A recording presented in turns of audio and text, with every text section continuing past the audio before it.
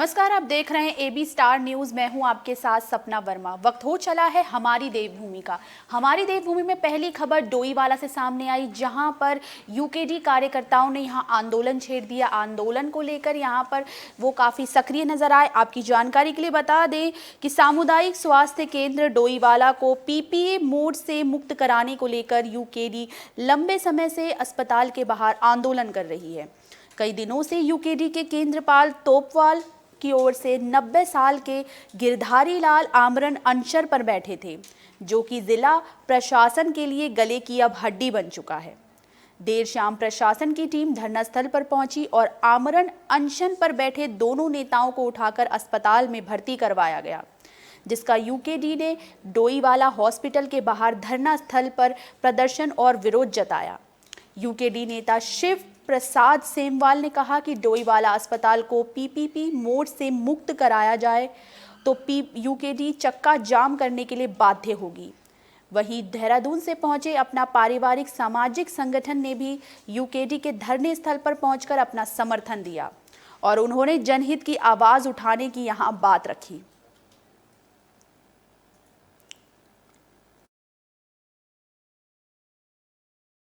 सरकारी साथियों को जबरन उठाया गया है, लेकिन प्रचंड बहुमत की सरकार ये साफ समझ ले कि हमारे हौसले भी प्रचंड हैं। जुल्मी जितना जुल्म करेगा सत्ता के गलियारों से, इंकलाब का परचम गूंजेगा उससे भी तेज अंगारों से। हमारा ये कहना है कि भाजपा और कांग्रेस जितना बराबर की दोषी रही हैं इस अस्पताल की दुर्दशा के लिए। कांग्रेस ने अपने टाइम पे 8 करोड़ रुपए इसके वापस करवाए, रिलीज हुए पैसे, और भाजपा ने उसे उठा करके जो है हिमालयन अस्पताल को दे दिया। कोई भी व्यक्ति, यहाँ तक कि भाजपा कांग्रेस का भी व्यक्ति जो है इसके समर्थन में नहीं है। और हमने ये जो लड़ाई इस बार छेड़ी है, आर पार की लड़ाई है। या तो ये पीपीपी मोड रहेगा या तो हम लोग रहेंगे, दोनों एक साथ नहीं चलेंगे। देखिए, हम लोग अपना परिवार सामाजिक संगठन से है, हमारा राजनीति से दूर दूर तक कोई मतलब नहीं है, लेकिन हम लोग भी समाज के लोग हैं। उत्तराखंड राज्य बने हुए आज कहते हैं 20 साल से हो चुके हैं, और जिस तरह से भाजपा गवर्नमेंट जहाँ तक निजीकरण करे, मैं इसे निजीकरण नहीं कहूँगा, मैं इसे माफियाकरण कहूँगा। क्योंकि माफियाकरण का मतलब है कि जब सारा प्राइवेटाइजेशन हो जाएगा, जब जनता की आवाज़ जो है, जनता जो है, जितने भी सरकारी हॉस्पिटल्स होते हैं ये आम पब्लिक के लिए होते हैं कि आम पब्लिक आए और उनको सारी सुविधाएं मिले। यानी सरकार जो है, सरकार इतनी निकम्मी हो चुकी है कि वो सुविधाओं से वंचित करेगी लोगों को, प्राइवेटाइजेशन करेगी। अगर सब कुछ ही प्राइवेट हाथ में गया तो जिस तरह से शिक्षा माफिया, शराब माफिया, खनन माफिया, स्वास्थ्य माफिया उत्तराखंड में हावी हो रहे हैं, तो आने वाला बच्चों का भविष्य बहुत ही ज़्यादा खतरे में। सरकारी साथियों को जबरन उठाया गया है। से सामने आई, जहां पर जंगली हाथी को लेके यहां पर ग्रामीणों में दहशत छाई हुई है। आपको बता दें कि जंगली हाथियों की वजह से यहां पर जो ग्रामीण हैं काफी परेशान नजर आ रहे हैं। लच्छीवाला रेंज से सटे ग्रामीण इलाके में आए दिन हाथी की आबादी क्षेत्र की तरफ रुख करते हुए नजर आ रही है। किसानों की फसल को इससे बेहद ही नुकसान पहुंच रहा है। देर रात भी माधोवाला गांव के आबादी क्षेत्र में हाथी के गन्ने और पशु चारे को बर्बाद कर दिया था। ये मामला देर शाम 8:30 बजे का है, जब माधोवाला में आबादी क्षेत्र के बीच में ही जंगली हाथी की दस्तक ने ग्रामीणों को यहां दहशत में डाल दिया। हालांकि इस बीच कोई भी अनहोनी तो नहीं हुई है, लेकिन हाथी ने किसानों की फसलों को चौपट कर दिया है। इस दौरान स्थानीय निवासी विक्रम सिंह और ऋषिपाल ने वन विभाग से अपील करते हुए कहा कि क्षेत्र में गश्ती बढ़ाई जाए ताकि जंगली हाथियों की दस्तक से आबादी क्षेत्र को महफूज किया जा सके।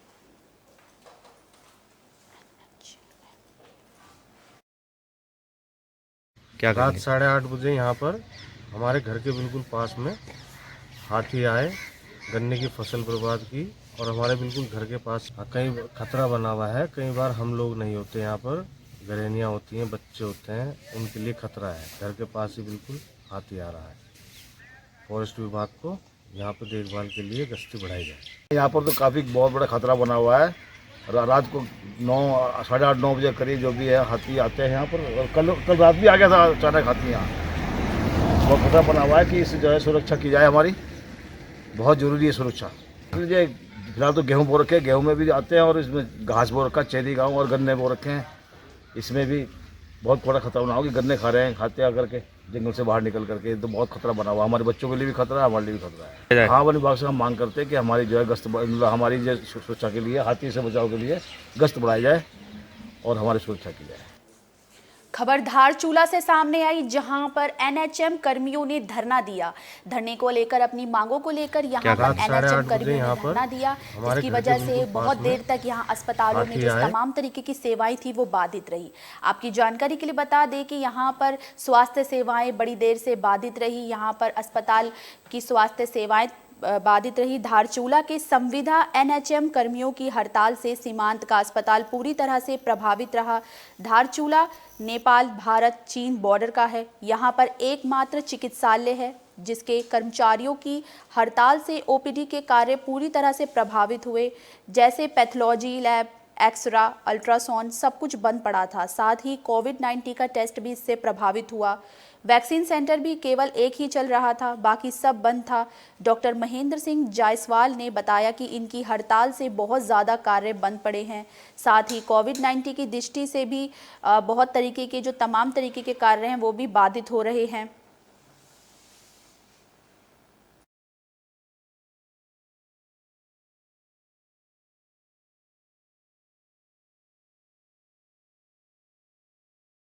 सरकार से कहना चाहेंगे कि जो एनएचएम के कर्मचारी इतने साल से काम कर रहे हैं, उनको भी मानव संसाधन नीति के हिसाब से, एक मानव के हिसाब से उस पर एचआर पॉलिसी लगाई जाए और उनको समान कार्य के वेतन, जितना समान कार्य करने वाले परमानेंट कर्मचारी वेतन पाते हैं उतना हमें भी वेतन दिया जाए। ये पूरे उत्तराखंड के खबर नरेंद्र नगर से सामने आई, जहां पर एक मासूम को अपनी दरिंदगी का शिकार एक शख्स ने बनाया है, जिसके बाद मासूम की जो हालत है बेहद गंभीर बताई गई है। खबर टिहरी जिले के नरेंद्र थाना के अंतर्गत 8 साल की बच्ची के साथ हैवानियत का मामला यहां सामने आया। टिहरी जिले के थाना नरेंद्र नगर के पास एक गांव में रहने वाले 45 साल के मजदूर ने 8 साल की बच्ची को यहां अपनी हवस का शिकार बना लिया। रोती बिलखती मासूम ने घर पहुंचकर घटना की जानकारी अपने परिजनों को दी, जिसके बाद मासूम की मां ने नरेंद्र नगर थाने को इसकी सूचना दी।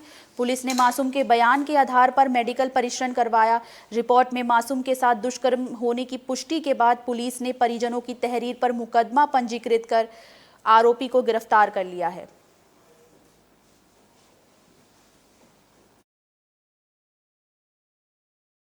एक महिला द्वारा थाना नरेंद्र नगर में आके सूचना दी गई कि उनकी 8 वर्षीय पुत्री के साथ, बालिका के साथ बलात्कार की घटना हुई है और जो आरोपी है उसको थाना नरेंद्र नगर पुलिस द्वारा तत्काल गिरफ्तार करके इसमें सुसंगत धाराओं में अभियोग पंजीकृत किया गया, जिसमें protection of children against sexual offences POCSO तथा आईपीसी की धारा 376 के अंतर्गत इसमें अभियोग पंजीकृत किया गया है। इसमें अभियुक्त की गिरफ्तारी कर ली गई है तथा जो भी अग्रिम विधिक कार्रवाई है वो की जा रही है और महिला उप निरीक्षक द्वारा इसमें विवेचना प्रचलित है। इसमें आप सभी से अपील है कि किसी प्रकार की भ्रामक सूचनाओं को प्रचारित प्रसारित ना करें। अभियोग पंजीकृत करके अभियुक्त को न्यायिक हिरासत में भेजा जा चुका है। खबर उधम सिंह नगर से सामने आई, जहां पर पत्रकार को जान से मारने की धमकी दी गई है। यहां पर आम आदमी के नेता ने यह धमकी दी है। आपकी जानकारी के लिए बता दें कि मामला काशीपुर के बासफोर्ड चौकी क्षेत्र का है, जहां रहने वाले पत्रकार आरिफ खान के घर में उस वक्त दर्जन से अधिक आपराधिक तत्व घुस गए जब आरिफ खान घर पर नहीं थे। उनके घर में उस वक्त भाई और मौसी मौजूद थे, जिनकी ओर से घर में घुसकर तोड़फोड़ करते हुए धमकी दी गई, जिसमें साफ तौर पर यह कहा गया कि आप नेता यूनुस चौधरी के खिलाफ अगर कोई भी खबर चलाई गई तो आपको जान से मार दिया जाएगा।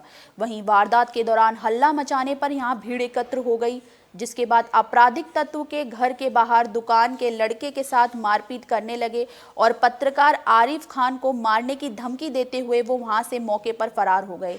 ये पूरी वारदात सीसीटीवी कैमरे में कैद हो गई। वारदात के बाद सूचना देने पर पुलिस मौके पर पहुंची, जहां पुलिस ने पूरी घटना की तफ्तीश कर तहरीर के आधार पर मुकदमा दर्ज कर लिया।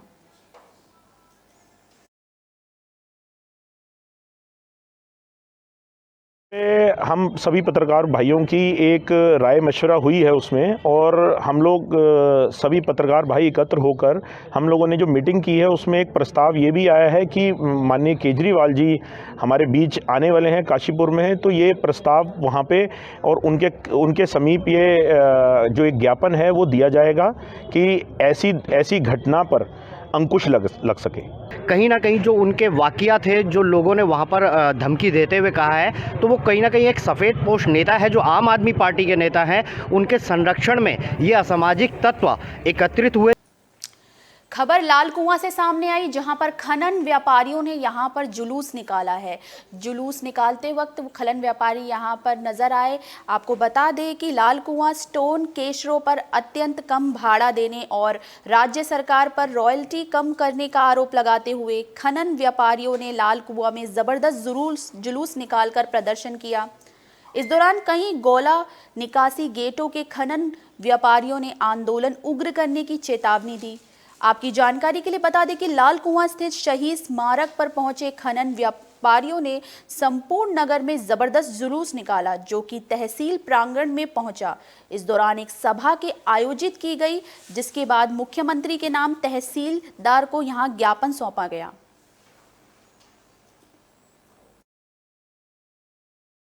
हमारी प्रमुख मांग है कि हमारा भाड़ा बढ़ाया जाए, और पहले भी हमने एसडीएम साहब को ज्ञापन दिया था। एसडीएम महोदय ने हमसे 2 दिन का आश्वासन दिया था कि 2 दिन के अंदर हम आपकी क्रेशर स्वामियों से वार्ता कराएंगे, लेकिन किसी प्रकार का कोई निर्णय नहीं निकला।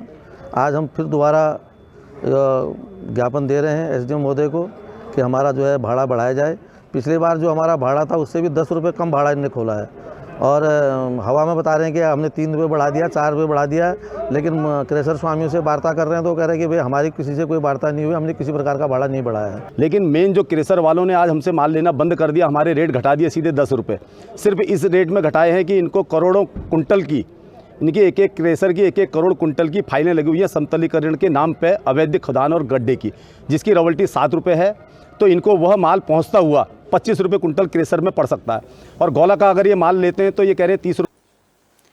खबर पौड़ी से सामने आई, जहां विनीता भंडारी ने बीजेपी में शामिल होने पर अपने को रोक लगाई है। उन्होंने इसको लेकर साफ तौर पे जाहिर किया है कि वो बीजेपी में शामिल नहीं हो रही हैं। आपकी जानकारी के लिए बता दें कि श्रीनगर विधायक और प्रदेश के उच्च शिक्षा मंत्री डॉक्टर धन सिंह रावत की ओर से अपने क्षेत्र भ्रमण के दौरान क्षेत्र पंचायत सदस्य सैंजी विनीता भंडारी को भारतीय जनता पार्टी में शामिल करने का दावा उनके द्वारा पिछले दिनों सोशल मीडिया के माध्यम से किया गया था, जिसका खंडन करते हुए सैंजी क्षेत्र पंचायत सदस्य विनीता भंडारी ने कहा कि स्थानीय विधायक के क्षेत्र भ्रमण कार्यक्रम में उन्हें भी आयोजकों द्वारा बुलाया गया था। इस दौरान वो अपने क्षेत्र का प्रतिनिधित्व करने के लिए कार्यक्रम में मौजूद हुई थी, जिस कार्यक्रम में प्रदेश के उच्च शिक्षा मंत्री डॉक्टर धन सिंह रावत द्वारा उनके माला और शॉल पहनाकर उनका स्वागत किया गया। उन्होंने कहा कि कार्यक्रम के बाद स्थानीय विधायक द्वारा अपने सोशल मीडिया अकाउंट में भ्रामक प्रचार किया गया था। सैंजी क्षेत्र पंचायत सदस्य द्वारा भारतीय जनता पार्टी की सदस्यता ग्रहण कर ली गई है, जो कि सरासर गलत है। विनीता भंडारी ने कहा कि वो कांग्रेस की सच्ची सिपाही हैं और पिछले लंबे समय से कांग्रेस के कार्यकर्ता के रूप में लगातार काम कर रही हैं। वे भारतीय जनता पार्टी में शामिल नहीं हुई हैं।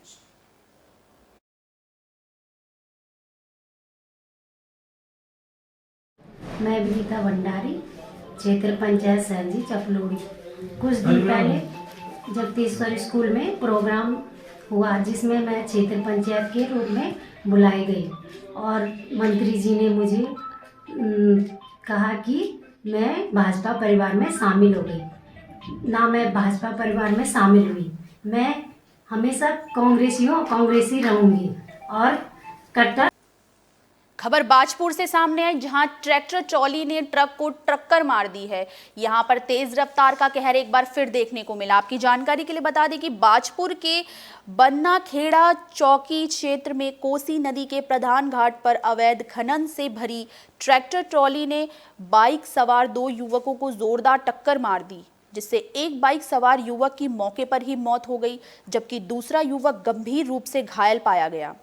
घटना की सूचना मिलते ही आसपास के लोग वहां इकट्ठे हो गए, जहां लोगों ने दोनों को बाजपुर के सामुदायिक स्वास्थ्य केंद्र में भर्ती कराया, जहां चिकित्सकों ने गंभीर रूप से घायल युवक को उपचार के लिए हायर सेंटर रेफर कर दिया।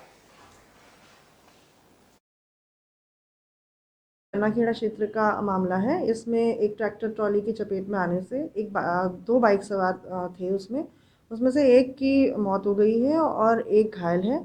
दोनों को ही मौके पर चौकी इंचार्ज द्वारा अस्पताल पहुंचाया गया, जिसमें से एक को ब्रॉड डेड और एक के उपचार किया जा रहा है। जिनकी मृत्यु हुई है पंचायतनामा भर के पोस्टमार्टम की कार्रवाई की जा रही है और तहरीर आने पर सुसंगत धाराओं में उस पर कार्रवाई की जाएगी। उसी ट्रैक्टर ट्रॉली को सीज किया गया है। वो एक्चुअली चेकिंग अभियान भी चलाया जा रहा था उस वक्त, और चौकी इंचार्ज द्वारा उसको सीज। खबर लाल कुआं से सामने आई, जहां पर बीडीएस मेंबरों ने यहां पर जुलूस निकाला है। यहां पर मोर्चा तेजी से किया गया। आपकी जानकारी के लिए बता दें कि हल्दू चौड़ स्थित गोला रोड पर एक निजी कॉम्प्लेक्स के किनारे लगाए जा रहे व्यक्ति विशेष के विद्युत पोल को लेकर क्षेत्रीय ग्राम प्रधानों और बीडीसी मेंबरों और स्थानीय लोगों ने मोर्चा खोल दिया है। ग्राम प्रधानों का आरोप है कि बिना ग्राम सभा की अनुमति लिए यहां विद्युत पोल लगाए जा रहे हैं, जिसमें व्यक्ति विशेष और विद्युत विभाग की भी मिली भगत है। प्रधानों का कहना है कि जब तक यहां अतिक्रमण करके लगाए जा रहे पोलों को हटाया नहीं जाता, तब तक सभी ग्राम प्रधान, बीडीसी मेंबर और क्षेत्रवासी धरने पर ही बैठे रहेंगे। उन्होंने इसका विरोध कर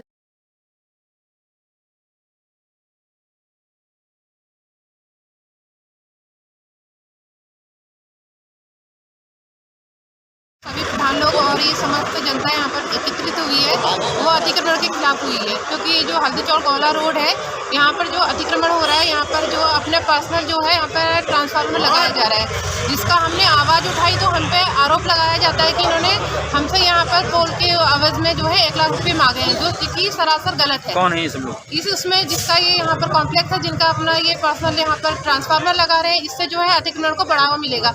आज अगर एक व्यक्ति ने आवाज़ नहीं उठाई, अगर हम आज दब जाते हैं तो क्या होगा भविष्य में जो है कि। खबर डोईवाला से सामने आई, जहां संयुक्त किसान मोर्चा के सदस्यों ने यहां पर जश्न मनाया है। कृषि कानून की वापसी को लेकर यहां पर जश्न का माहौल साफ साफ दिखा। लंबे समय से किसान कृषि कानून बिल वापसी की मांग को लेकर प्रदर्शन कर रहे थे। लगभग 1 साल तक चले इस आंदोलन में लगभग सैकड़ों किसानों की जान चली गई थी। आंदोलन को बढ़ता देख केंद्र सरकार ने तीनों बिलों को वापस लेने का फैसला लिया, जो कि संसद में पारित भी हो गया, जिसके बाद देश के किसान उत्साहित हैं और जगह जगह पर इन दिनों रैलियां निकाल रहे हैं, अपनी जीत का जश्न मनाते हुए नजर आ रहे हैं। जितने हमारे इस संयुक्त किसान मोर्चा में जितने संगठन किसानों के थे, उनका धन्यवाद करूंगा। उन्होंने 1 साल से अधिक की लड़ाई जो है, एकता का एक प्रूफ देते हुए, एकता का पैगाम देते हुए उन्होंने सकुशल ये लड़ाई लड़ी है, और जिसका अंजाम जो है आपके सामने आया है। जो निकम्मी और झूठी फरेबी सरकार थी वो हारी है और किसान इस लड़ाई में जीता है। देश के जवानों के शहीद हुए हैं 14 अभी 13, उनके साथ साथ हमारे 714 किसान भी शहीद हुए हैं। उनको नमन करते हुए एक बहुत बड़ी जीत किसानों को हुई है, और एक हिटलर शाही सरकार आज झुकी है। उसके आगे किसान जब संघर्ष था, संघर्ष किसान मोर्चा आज जीत। हमारी देवभूमि में आज के लिए बस इतना ही। मुझे दीजिए इजाजत। देश और दुनिया से जुड़ी तमाम खबरों के लिए देखते रहिए AB स्टार न्यूज़। शुक्रिया।